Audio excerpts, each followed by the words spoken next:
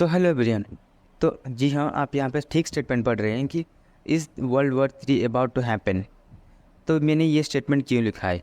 देखिए, अभी वर्ल्ड में बहुत इंस्टेबिलिटी हो रहा है।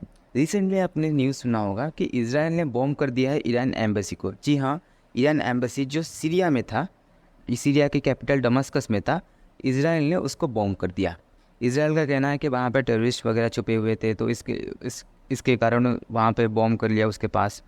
तो उसके बदले में क्या हुआ ना, ईरान ने कड़े शब्दों में इसराइल का निंदा किया है और ईरान ने कहा कि Iran was response after strike it blames on Israel demolishes consulate in Syria. तो इसराइल ने ईरान के काउंसुलेट पे अटैक किया है। तो उसके बाद क्या हुआ ना, ईरान के उनके सुप्रीम लीडर ने कहा है कि Iran was to punish Israel for deadly strike on embassy annex. देखिए, एक राजदूत, एक डिप्लोमेट, कुछ इम्यूनिटी मिलता है। देखिए, एक डिप्लोमेट अगर किसी भी देश में बैठा हुआ होगा तो जनरली उसके ऊपर या कोई भी अटैक नहीं होता, क्योंकि आपने वीएनए कन्वेंशन पढ़ा हुआ होगा या फिर यूएन के आर्टिकल 51। तो वहाँ पर क्लियरली मेंशन है कि डिप्लोमेट्स के ऊपर कभी भी अटैक नहीं होना चाहिए किसी भी केस में। बट इसराइल ने यहाँ पे रूल तोड़ा है, इंटरनेशनल रूल तोड़ा है, उसके बाद जाके ईरान पे अटैक किया है।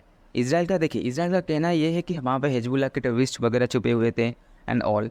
बट देखिए, आपको पता होगा, आपने भी सुना होगा कि इसराइल क्या करता है ना, जनरली 1-2 महीने में या फिर एक साल में, 1 साल के अंदर क्या करता है ना, जाता है सीरिया के कैपिटल दमास्कस में, वहाँ पे बॉम्ब कर देता है, फिर चला आता है वापस। तो ये एक इसराइल का, मैं कह सकता हूँ, बुरा आदत है। बट देखिए, यहाँ पे दोगलापंथी आता है। सपोज़ इंडिया जाके अभी पाकिस्तान में बॉम्ब करके चलाएगा, यूएसए और बाकी यूरोपियन कंट्रीज चिल्लाएंगे कि यार इंडिया ने ऐसा क्यों कर दिया, इंडिया ने ऐसा क्यों कर दिया, इंडिया को ऐसा नहीं करना चाहिए था। बट यहाँ पे जब इसराइल जाके बॉम्ब करके आ जाता है ना, यूएसए कहता है अच्छा वो तो उनका मिलिट्री टेंशन है, वो तो उनका जियोपॉलिटिकल रीज़न है एंड ऑल। ठीक है, तो यहाँ पे आप देख सकते हैं क्लियरली वेस्ट का दोगलापंथी। उसके बाद क्या हुआ ना, इस सब हुआ, उसके बाद ने ईरान ने कहा कि यूएसए मस्ट आंसर दिस, फिर यूएसए ने कहा कि नहीं, या हमको दूर कर दो इससे, हमको कुछ पता नहीं इसके बारे में। अभी देखिए, आपने रिसेंटली सुना होगा कि एक यूएन में एक रेजोल्यूशन पास किया हुआ था कि जल्दी से सीज़ फायर करो और गाजा वॉर ख़त्म करो। यूएस ने वहाँ पे एक्सटेंड कर लिया। उसके बाद क्या ना, इसराइल बहुत ज़्यादा गुस्सा हो गया था। इसराइल के प्राइम मिनिस्टर ने यूएसए को जो विज़िट होना था वो भी कैंसिल कर लिया एंड ऑल। और स्ट्राइक से क्या हुआ ना, जो 3 टॉप मिलिट्री जनरल्स थे ईरान के, वो किल हो गए। ठीक है, उनको मार दिया गया था वहाँ पे स्ट्राइक में। तो हिजबुल्लाह का भी उसके बाद रिएक्शन है आपको, क्योंकि पता होगा कि ईरान का बहुत ज़्यादा ही सपोर्ट है हिजबुल्लाह की ओर। और उसके बाद हिजबुल्लाह और गाजा में जो हमास, उनका भी रिएक्शन है कि देखिए हम इसराइल को पनिश करेंगे। ईरान ने भी कहा कि वी विल ऑल्सो पनिश। देखिए यहाँ पे जो ईरान ने कहा है कि वी विल पनिश, ईरान कैसे पनिश करेगा? We don't know that Iran कैसे पनिश करेगा। क्या वो कुछ मिलिट्री कॉन्फ्लिक्ट करेगा? क्या वो हिजबुल्लाह के द्वारा इसराइल को कुछ टेंशन राइज करेगा, इसराइल के इंटरनल सिक्योरिटी को कुछ हैम्पर करेगा and all? We don't know that, and this is the tension. Middle east में देखिए, मिडिल ईस्ट में इंस्टेबिलिटी बढ़ रहा है, मिडिल ईस्ट में इंस्टेबिलिटी बहुत तेज़ी से बढ़ रहा है। There might be chance that other countries may get engage in the war. So ये ध्यान में हमें रखना होगा कि Middle East is a oil source place. अगर वहाँ पे कुछ हुआ ना तो वर्ल्ड ऑर्डर में दिक्कत आ जाएगा। अभी देखें रशिया यूक्रेन वार में, एक ही वार में पूरा क्या हुआ ना, व्हीट का टेंशन, ऑयल का टेंशन। अगर मिडिल ईस्ट में अगर वार हो गया तो पेट्रोल के दाम, डीजल का दाम कितने हाइक के चले जाएंगे, आपको पता भी नहीं चलेगा। उसके बाद क्या हुआ ना, यहाँ पे देखिए, Europe in A pre war era. Russia Ukraine war में अभी तक कुछ भी समाधान नहीं आया। ना ही रशिया सीज फायर करने के लिए रेडी है, ना ही यूक्रेन कुछ छोड़ने के लिए रेडी है। कुछ भी फाइनलाइज नहीं हुआ और यूरोप अभी एक बहुत बड़े वॉर की ओर बढ़ रहा है। ये कहना है कुछ हाई लेवल ऑफिशियल्स, कुछ एनालिस्ट का। और किसका ना, पोलैंड के प्राइम मिनिस्टर डोनाल्ड टस्क। जी हाँ, डोनाल्ड डक नहीं, डोनाल्ड टस्क। ठीक है, देखिए, पोलैंड ने कहा कि अभी आपने रिसेंटली सुना होगा कि रशिया में एक टेररिस्ट अटैक हुआ था। रशिया जनरली सोर्सेज से पता चला है कि ये टेररिस्ट अटैक तजाकिस्तान से कुछ टेररिस्ट गए एंड रशिया में अटैक कर लिए। बट रशिया का कहना है कि नहीं, इसमें नेटो कंट्रीज़ का भी हाथ था। उसके कारण क्या हुआ ना, रशिया ने हेवीली बॉम्ब किया, हेवीली मिसाइल बरसाए यूक्रेन के ऊपर। उसके बाद क्या हुआ ना, एक मिसाइल एक मिसाइल गलती से मिस फायर होके पोलैंड के एयर स्पेस को वायलेट करके अंदर चला गया, फिर स्ट्राइक वगैरह नहीं हुआ, वो वापस आके यूक्रेन में ही स्ट्राइक किया, बट एयर स्पेस को वायलेट किया था। उसके बाद क्या ना, पोलैंड ने रशिया से एक्सप्लेनेशन मांगा, रशिया ने कहा कि हाँ देखिए ये कुछ मिलिट्री इशू वगैरह होगा।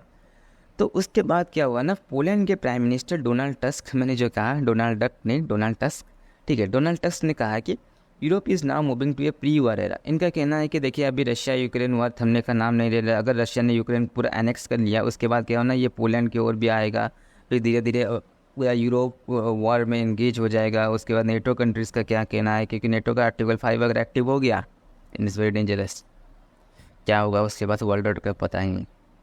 तो ये था यूरोप में कि देखिए यूरोप में अगर वॉर होगा तो वी नो दैट क्या हो सकता है, हमने 2 वॉर में देखा है और इनको पता भी है।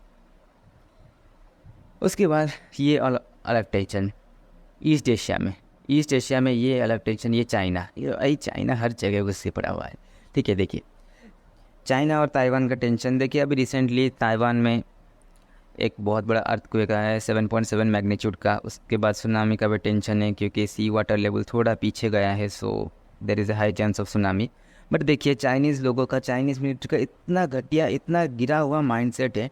ताइवान में क्या हुआ ना, अभी अर्थक्वेक हुआ, उसके तुरंत बाद क्या हुआ ना, 30 चाइनीज़ मिलिट्री प्लेन्स वर डिटेक्टेड अराउंड ताइवान में 30 मिलिट्री जेट्स भेज दिया चाइना ने कि भाई तुम सर्वेलेंस करो, अगर देखो कि इनके मिलिट्री इंस्टॉलमेंट्स अभी इतना स्ट्रॉन्ग है कि नहीं कि हम अटैक कर सके या फिर हम अटैक नहीं कर सकते। क्योंकि देखिए ताइवान में अभी यूएस मिलिट्री कुछ हद तक एक्टिव है उनके वेपन्स के साथ, तो इसका डर है कि अगर हम चाइना को डर है कि अगर हम नेवी लेके पहुंचेंगे तो मे बी यूएस कुछ रिटेलिएट वगैरह करेगा, ताइवान भी रिटेलिएट वगैरह करेगा। तो चाइना ने अभी देखा कि अच्छा देखो अर्थक्वेक आया है तो मे बी पीपल्स सफ़र कर रहे होंगे, तो अभी हम अटैक करके मे बी अनेक्स कर सकते हैं, इसीलिए 30 मिलिट्री प्लेन्स को सर्विलेंस के लिए भेज दिया। और ये सर्विलेंस प्लेन्स भी नहीं थे इसलिए कि बस सर्विलेंस करके आ जाएगा, ये फाइटर जेट्स थे। अगर इनको सूत्र मिलता कि नहीं देखिए यूएस मिलिट्री नहीं है ना, तब भी ये बॉम्ब करके चले आता जितना चांस है, चाइनीज़ लोगों का माइंड सेट, ठीक। उसके बाद देखिए मोस्ट प्रोबेबली यूएस एनालिस्ट का कहना है कि 2027 तक मोस्ट प्रोबेबली चाइना को स्टेप लेगा और मे बी ताइवान को अटैक करेगा। तो वहाँ पे यूएस का क्या रिस्पॉन्स होगा, इंडिया का क्या रिस्पॉन्स होगा, I need to see that. But देखिए world is moving toward a instability era, world war 3 का चांस आ रहा है धीरे धीरे। मैं चाहूँगा कि, मैं तो कहूँगा नहीं यार वर्ल्ड वॉर 3 नहीं होने का, क्योंकि हाँ तब वर्ल्ड वॉर 2 और वर्ल्ड वॉर 1 में देखिए इतने एडवांस वेपन्स वो नहीं हो के भी हमारा क्या हालत हुआ, और यहाँ पर न्यूक्लियर वेपन्स हैं और कितने एडवांस वेपन्स हैं। सब लोग अगर मिलिट्री एंगेजमेंट्स में घुस जाएंगे तो क्या ही होगा वर्ल्ड का।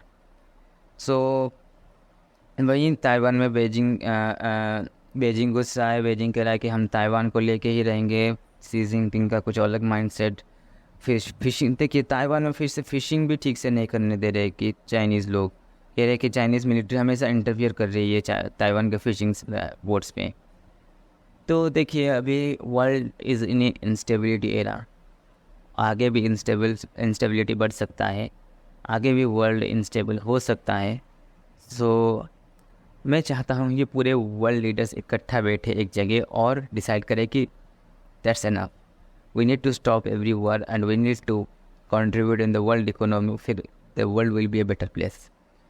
सो यही था पूरा टॉपिक। थैंक यू, जय हिंद, जय भारत।